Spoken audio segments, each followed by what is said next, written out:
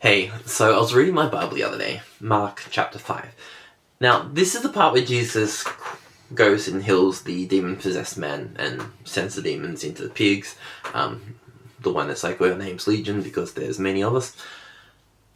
But something jumped out to me this time as I read that story. You see, if we go back and look at chapter 4, and Jesus, who's just been preaching, he turns to his disciples and says, alright, let's cross the lake. Let's go to the other side of the lake. So Jesus and the disciples, they get into the boat.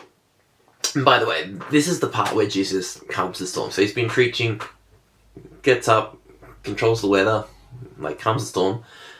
And then in Mark chapter 5, verse 1, they arrive on the other side of the lake. And that's the part where Jesus heals the demon-possessed man. You can read about it between verse 1 to 20, I think. But have you ever seen what happens next? Now, personally, I kind of assume that Jesus went around teaching for a bit, going from place to place, just doing the things that Jesus did. But that's not what happens. See, Jesus gets back into the boat and goes back to the other side of the lake where he'd come from, where he'd just been preaching. So get this.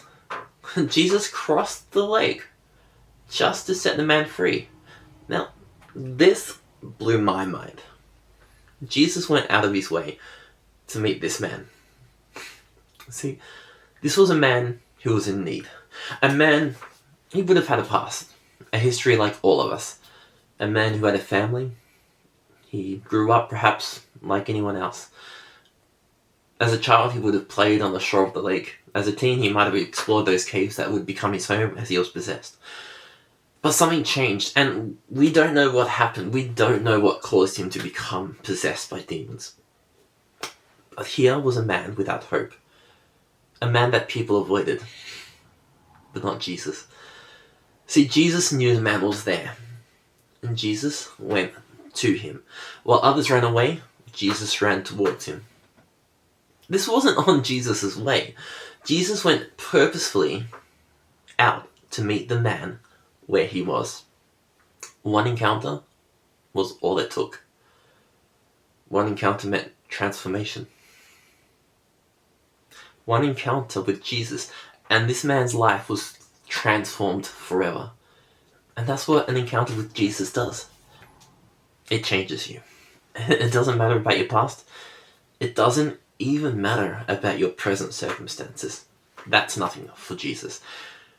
Jesus transforms people. And Jesus can transform your life too. And the thing is, he would do the same for you. He would go out of his way to meet you where you are. Jesus didn't just cross the lake for you. He crossed the universe for you. He left heaven, came to earth for you.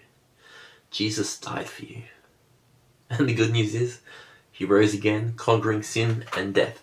You see, in the Bible it says that whoever believes in him, whoever puts their faith in Jesus, they will not perish, but have eternal life.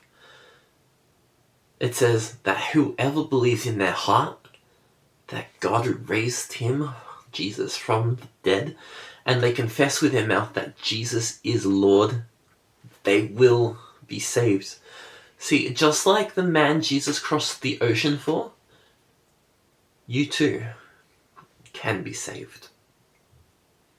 Well, God bless, and I'll see you next time.